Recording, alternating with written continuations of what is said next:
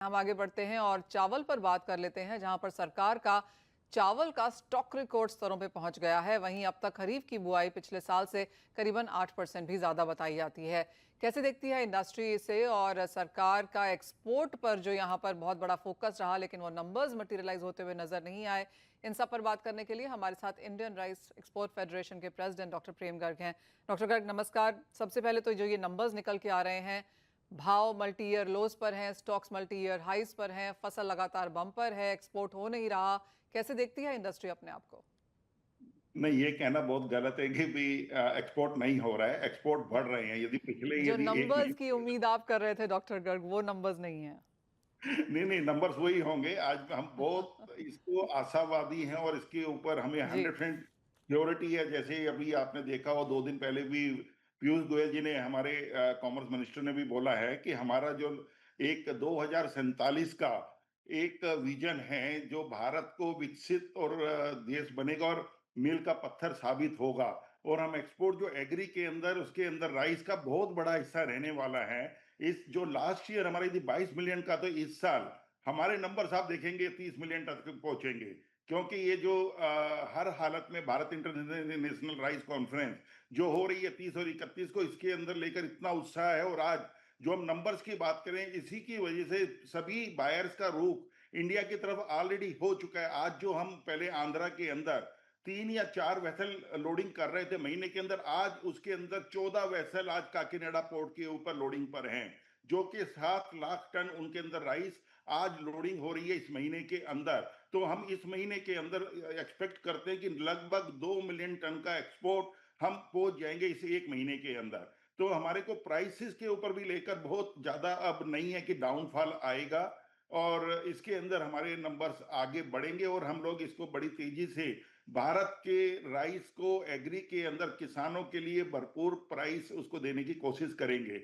और यही हमारा एम लेकर चल रहे हैं। और अभी हमें डरने की जरूरत नहीं। जैसे आपका ऑल टाइम इसके अंदर शेयर मार्केट चल रही है, रोजाना तेजी मिल रही है, तो इसी तरीके से एग्री के अंदर भी आप देखेंगे भारत नंबर 1 और तेजी के अंदर रहेगा। कहीं भी कोई डाउनफॉल नहीं होगा। और मैन मैन हम as a national president of Indian rice exporter federation, मैं आशा करता हूं, और पूरे भारत के किसानों को और अपने एक्सपोर्टर्स को, ये मेरी उनको चैलेंज है कि भारत नंबर 1 है, नंबर 1 रहेगा।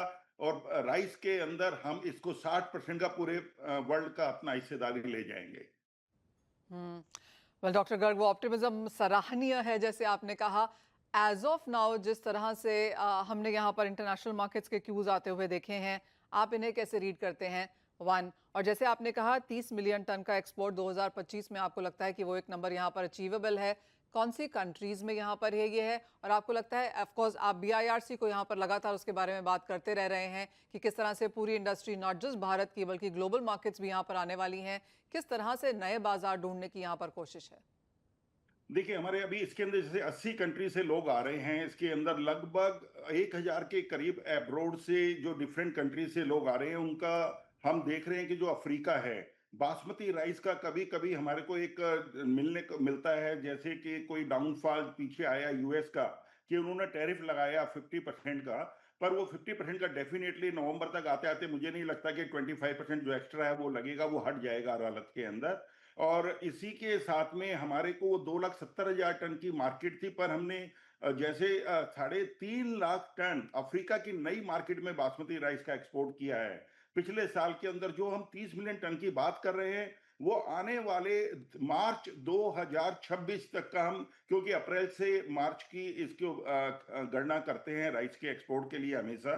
तो इसके अंदर हमारे को नई मार्केटें जो अफ्रीका के अंदर है, बहुत बड़ी पोटेंशियल है बासमती राइस के लिए, जिसके अंदर हम उम्मीद करते हैं कि आने वाले एक साल के अंदर हम इसको 3.5 लाख टन से बढ़ाकर 1 मिलियन टन सिर्फ बासमती को ले जाएंगे। क्योंकि ऐसा कहना, क्योंकि लोग सोचते हैं कि यहाँ पर इनकी बाइंग पावर नहीं है, अफ्रीकन कंट्री है, शायद वो इतना बाय ना कर पाए। ऐसा नहीं है, क्योंकि आज ये हम देखिए नॉन बासमती राइस, यदि हम 450 से $500 के अंदर, या अभी जब बैन हुआ इंडिया से लास्ट टू लास्ट ईयर, तो उस टाइम के ऊपर $650 से $700 पर टन के अंदर भी बिका, लोगों ने खरीदा। तो बासमती राइस $1,000 के ब्रैकेट के अंदर, $900 के ब्रैकेट में हमें मार्केट मिलेगी। और वहां के लोग चूजी हैं काफी क्वालिटी राइस खाने के लिए। और बासमती फेमस होता जा रहा है, तो हमें नई नई मार्केट मिलेगी। इसके अलावा फिलीपीन हम्म। जो हमारे से नहीं लेता था, अभी 2.3 मिलियन टन उसकी एनुअल कंजम्पशन है, और हमें लगता है इस साल हम फिलीपीन को भी लगभग 2 मिलियन टन एक्स्ट्रा राइस का एक्सपोर्ट करेंगे। इसके साथ में अभी चाइना की कुछ मार्केट खुलने की उम्मीद है, तो चाइना हो सकता है जैसे ही खुलेगा तो हमें 2 से 3 मिलियन टन चाइना से एक्स्ट्रा कार्गो मिलेगा। बाकी अफ्रीकन कंट्रीज के अंदर भी आज भारत की क्वालिटी को इतना सराहना की जा रही है कि हमें लगता है जितना हम पहले करते थे अफ्रीकन कंट्रीज के अंदर, उसको भी बढ़ाकर हर हालत में 3 मिलियन टन एक्स्ट्रा राइस को लेकर जाएंगे। और इसके अलावा यूरोप यूरोप में हमारी कुछ पेस्टिसाइड के इशू हैं, उसको गवर्नमेंट भी लगी है सॉल्व करने के लिए, हम लोग भी काफी कोशिश कर रहे हैं। वो रिजॉल्व हो जाता है तो डेफिनेटली इसका बेनिफिट हमारे मार्केट को मिलने वाला है, और हम बहुत आशावादी हैं। और हर हालत के अंदर जो BIRC हो रही है इससे बेनिफिट मिलेगा, क्योंकि हजार जब बायर जो आता है, जो हमारे अतिथि आएंगे देश के अंदर, तो वो जरूर है कि उनका रुख होगा, यहाँ नई नई वैरायटी देखेंगे। उनको हम लोग काफी ऐसी वैरायटीज हैं जो उन्होंने कभी खरीदी नहीं है, तो उन वैरायटीज को दिखाएंगे, तो नया प्रमोट करेंगे, तो वो जरूर हमारे को कहीं ना कहीं उसका ऋण मिलेगा और हमें बेनिफिट होगा इसका। Point taken.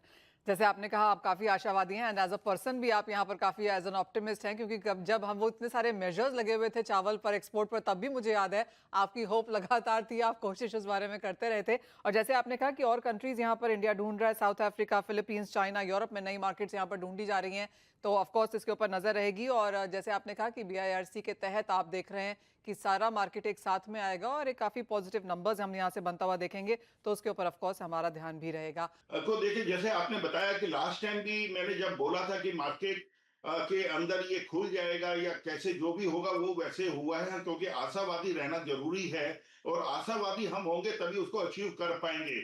और आज हमने ये ठाना, जैसे भारत इंटरनेशनल राइस कॉन्फ्रेंस करने का, आज खुद पीयूष गोयल जी ने, आपने सुना होगा कि उन्होंने खुद बोला अपने आप से कि ये वर्ल्ड की सबसे बड़ा इवेंट होने जा रहा है राइस ट्रेड के अंदर। तो इसका मतलब है कि हम ही नहीं, पूरी हमारी गवर्नमेंट आशावादी, हमारा पूरा ट्रेड, भारत के जितने एक्सपोर्टर्स हैं आशावादी है कि हम नंबर 1 रहेंगे। और नंबर 1 तो हैं, पर हम सबसे ज्यादा एक्सपोर्ट करेंगे भारत से, और 30 मिलियन तक का टारगेट लेकर जाएंगे। और सारे एक्सपोर्टर्स मिलकर हर जगह वर्ल्ड के अंदर एक एक कोने कोने में हम कोशिश करेंगे भारत का ही राइस लोग खाएं, और भारत इतना बड़ा रहे कि 2047 तक जो एग्री का टारगेट है उसके अंदर हमारे राइस का जो हिस्सादारी होगी सबसे बड़ी होगी। ये मेरा चैलेंज है। डॉक्टर गर्ग, बहुत बहुत शुभकामनाएं आपको उसकी। और जी हाँ, मैंने भी पीयूष गोयल जी का वो एड्रेस पढ़ा सुना है, तो क्लियरली काफी सारी पॉजिटिविटी यहाँ पर आती हुई। बहुत शुक्रिया आपका साथ जुड़ने के लिए। वेल, इसी के साथ